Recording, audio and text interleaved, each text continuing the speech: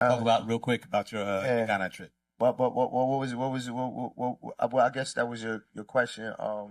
Yeah, I found out that I was half Cameroonian and Guinea-Bissau. The T-car belonged to tribes, so that would technically make me West African. Um, yeah, and that was a great experience. Going back to Ghana was a great experience. For the independence, and going through the door of return. No return. Yeah, now we call it they call it the door of return. We didn't. Yeah. It's only the door of no return when you walk when you leave. But when we did it. They did a ceremony where they opened the doors and said, "Hey, welcome back home." Which was a great vibe, great experience. I left there feeling extremely thankful, but also angry. Yeah.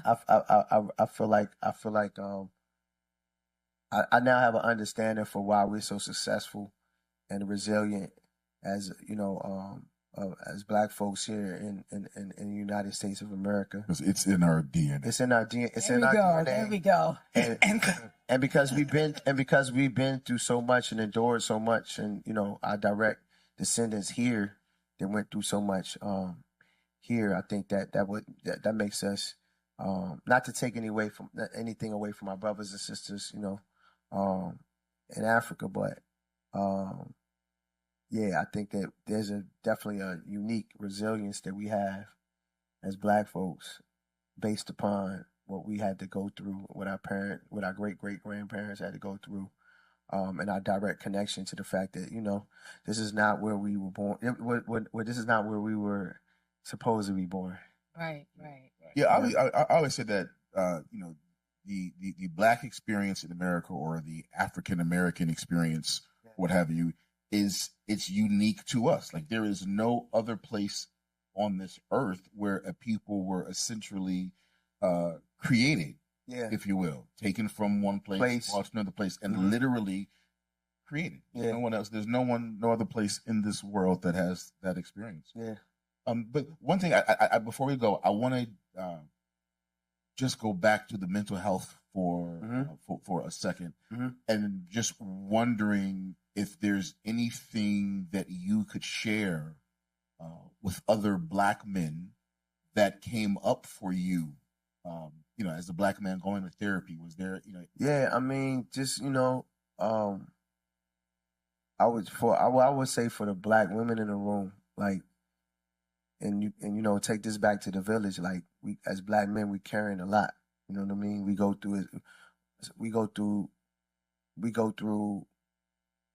a lot of the same things that you've been through, if not worse. You know what I mean? So you have Black men that are walking around, that are one house from one fatherless or motherless. You have Black men walking around and dealing with carrying trauma from sexual abuse. You know what I mean?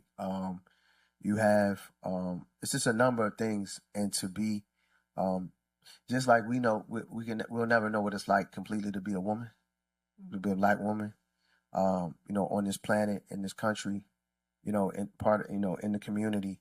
You'll never know what it's like for us to be Black men and know like what we're carrying, if you don't ask and choose to be supportive, you know what I mean?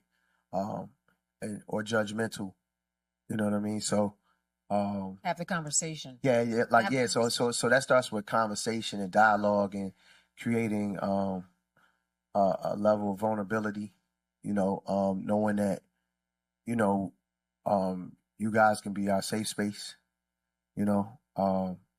Because it starts with community, and then also amongst ourselves as men, and talking to each other, Right. and having those sit downs and meetings of the mind, and having a safe space as well, for non-judgment. Like when I went into my therapy session, there was 4 things I wanted to address. It was like the death of my father, sexual abuse, wanting to be a better, wanting to connect with my sons, with my children better. I feel like I got 10,000 hours effortlessly in the studio and and on stage and performing and stuff like that. But I'm more focused on like my 10,000 hours as being a better adult child to my mom, who's still living, and a better parent, and figuring out how to juggle life and also navigate through these things, which are just like their life. And the more you talk and engage, you find out that you're not alone. What's this? Pay attention to, your brothers, your sons, your husbands. There's a saying like when men get quiet, like check on them. You know what I'm saying? And yeah, so I would, we have to continue to be a village, support one another.